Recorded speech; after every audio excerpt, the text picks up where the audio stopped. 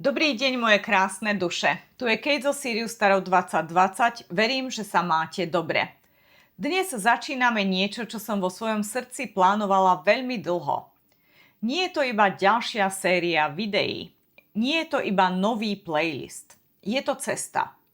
Cesta, ktorá nás počas nasledujúcich mesiacov prevedie tými najvýznamnejšími duchovnými mysliteľmi modernej doby. Budeme sa spolu pozerať na to, ako premýšľali o vedomí, ako premýšľali o živote, o realite, o podvedomí, o tvorení vlastného života a o zmysle našej existencie. A hlavne budeme ich myšlienky skúšať v praxi. Možno sa teraz pýtate, prečo vlastne vznikla táto séria? Prečo nestačí prečítať jednu knihu? Alebo sledovať jedného učiteľa? Moja odpoveď je veľmi jednoduchá, pretože neverím, že existuje jeden človek, ktorý objavil celú pravdu. Úprimne, ani nie som si istá, či niečo ako absolútna pravda vôbec existuje. Každý z nás sa pozerá na život cez vlastné skúsenosti, cez vlastné pochopenie, cez vlastnú úroveň vedomia. A preto každý človek vidí inú časť tej istej krajiny. Predstavte si vysokú horu. Na jej vrchol vedie mnoho ciest.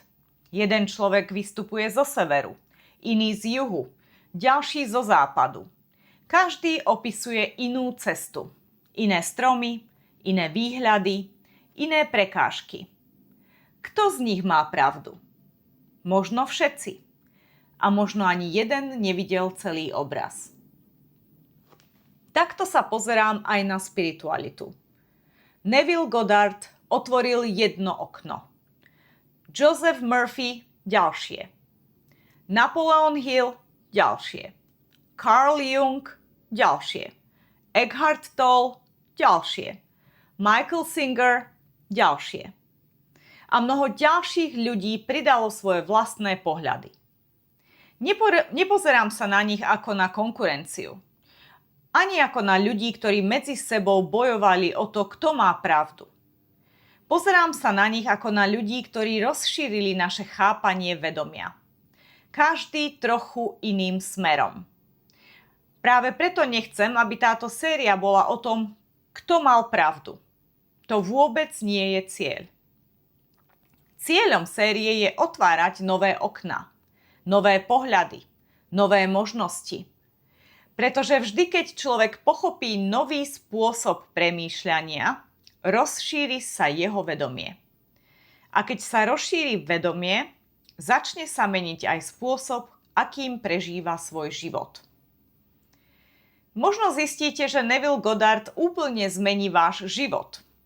Možno sa vás jeho učenie vôbec nedotkne. Možno vám oveľa viac sadne Carl Jung, alebo Eckhart Tolle, alebo Joseph Murphy. A možno z každého človeka vezmete iba jednu jedinú myšlienku. A práve tá jedna jediná myšlienka zmení váš život. A aj to je úplne v poriadku.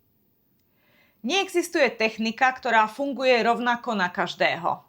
Neexistuje jediná cesta. Sme jedinečné bytosti. Máme rozdielne skúsenosti, rozdielne osobnosti, rozdielne životné príbehy a rozdielne predchádzajúce životy. To, čo úplne zmenilo môj život, nemusí zmeniť ten váš. A technika, ktorú vy budete milovať, možno mne nikdy nič neprinesie. Práve preto vám nechcem povedať, toto je jediná správna cesta. Chcem vám povedať, toto je jedna z možností. Vyskúšajte ju, pozorujte, experimentujte a sami sa rozhodnite. Táto séria nebude akademickou prednáškou. Nebudeme čítať celé knihy. Nebudeme tráviť mesiace štúdiom jednej osoby. Na to existuje množstvo iných odborníkov. Ja vám chcem ušetriť čas. Každého autora vám predstavím stručne. Povieme si, prečo je dôležitý, čím ovplyvnil modernú spiritualitu.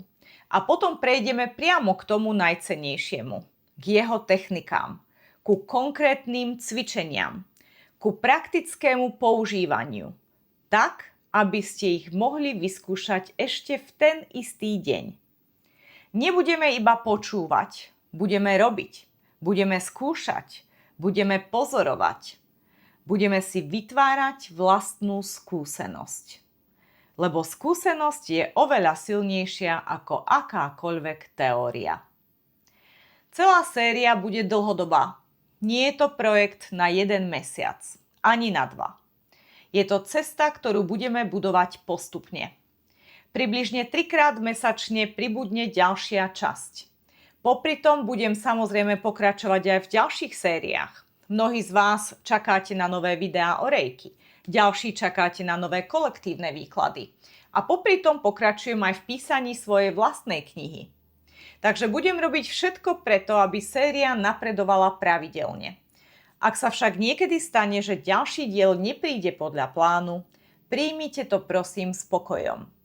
Možno je práve vtedy čas viac precvičovať techniku, ktorú už poznáte. Verím, že všetko prichádza vo svojom správnom čase. Aj táto séria bude mať svoje vlastné tempo.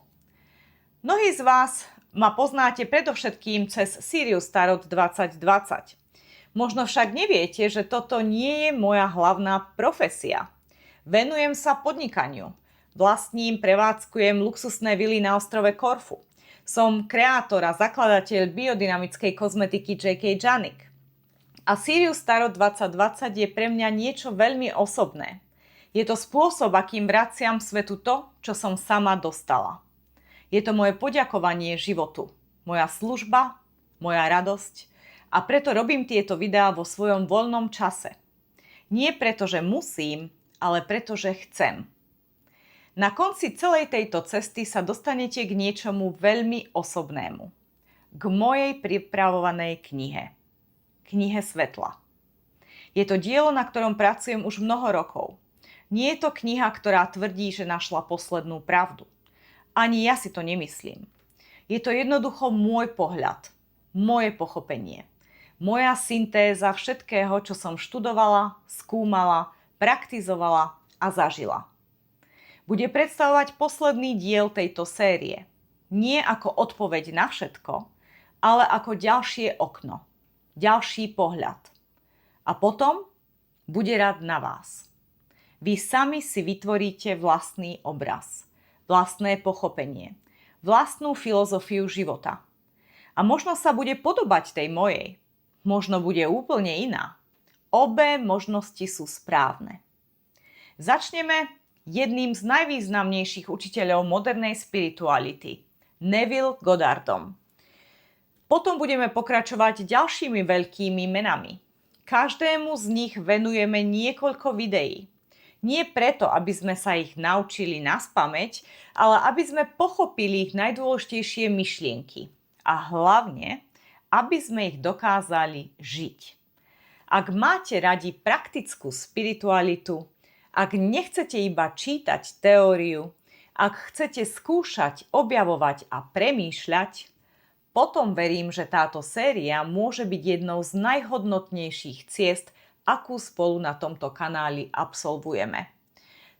Tak vám ďakujem, že ste sa rozhodli vykročiť na túto cestu spolu so mnou. Poďme otvárať nové okná. Poďme rozširovať vedomie.